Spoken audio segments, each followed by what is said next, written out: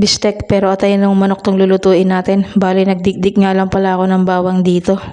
Naghiwa lang ako ng sibuyas, yung tamang panggisa lang. Tapos yung natira ginawa kong onion rings. Gusto ko nga sana napakaraming sibuyas talaga, kaso wala nang available na sibuyas eh. Ito naman kalamansi natin is yung worth 20 pesos. Kayo bahala kung gusto nyo gamitin lahat yung ganyang karami, pero ako gusto ko kasi maraming kalamansi. Wala akong strainer, kaya ang ginawa ko yung tong, siya yung ginawa kong strainer ng kalamansi, o diba? Para-paraan din. Sa toyo naman, tantiameter lang. Basta kung gaano karami yung kalamansi sa tingin nyo, ganun din yung toyo. Tapos lagyan natin ng paminta and yung oyster sauce.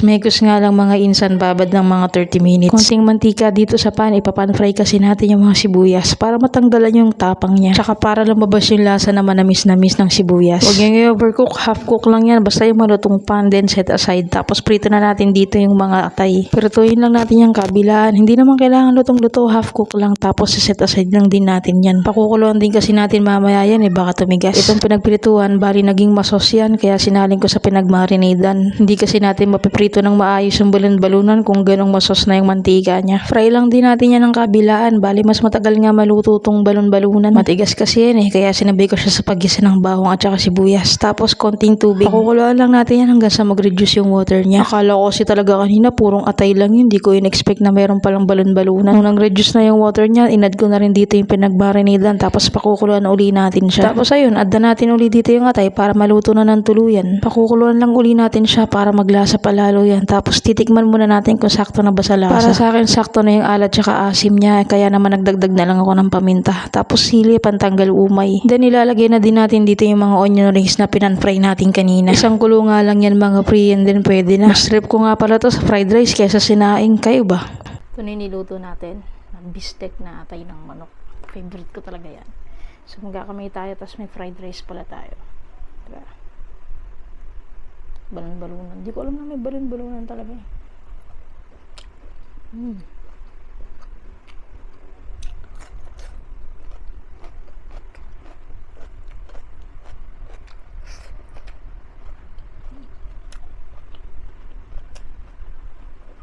Puso.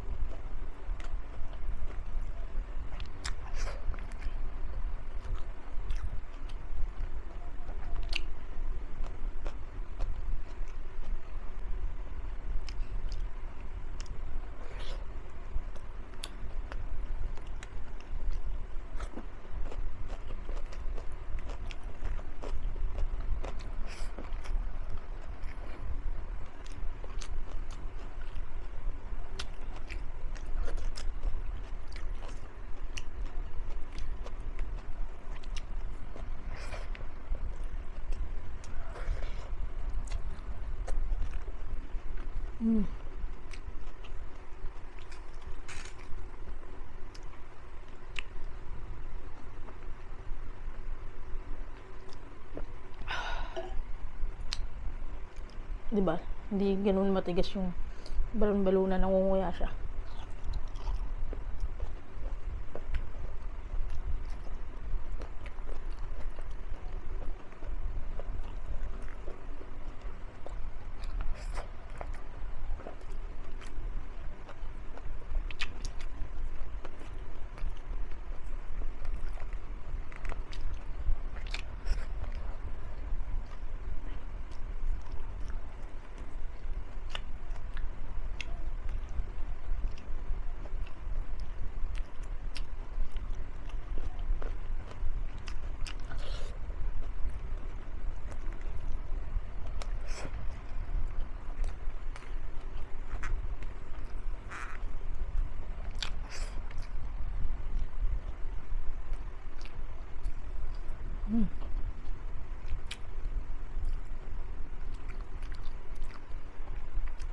Masarap din naman yung adobo nito, pero masarap talaga itong bistek.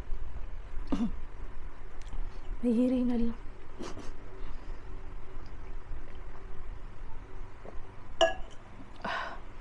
Ba't kaya ganun yung boses pag nahirinan?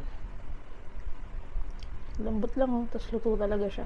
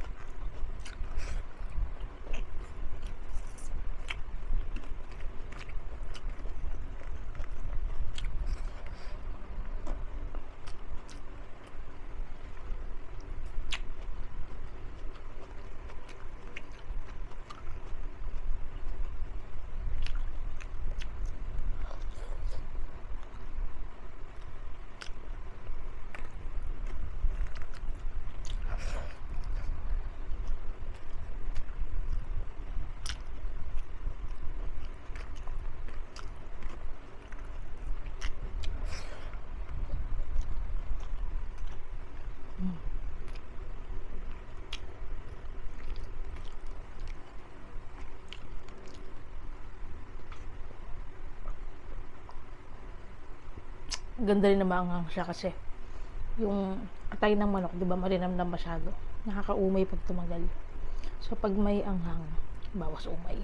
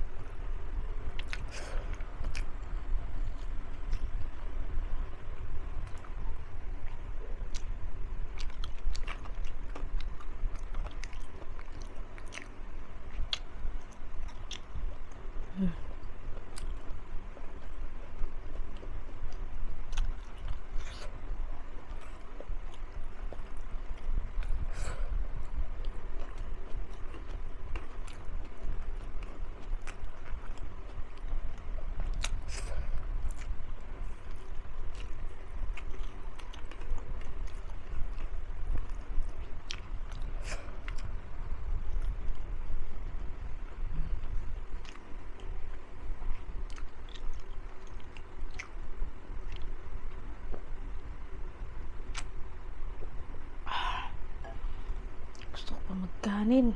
Kaya lang, di pwede. Nagbe-breakout na naman ako. Kakakanin.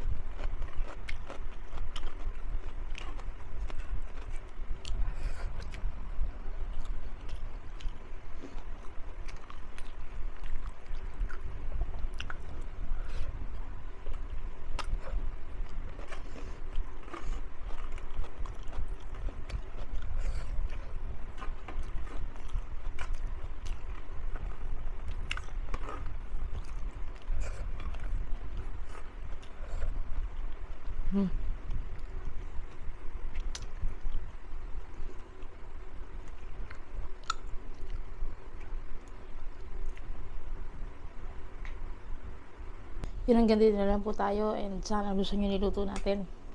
Na-miss ko yan kasi medyo matagal bago ko siya nakain ulit. Tapos, yun lang, subscribe na po kayo, mag-iwan na lang din kayo ng comment. Follow nyo po ako sa aking Facebook page at TikTok. Bye bye, see you sa next video. Parang may something sa lalamunan ko.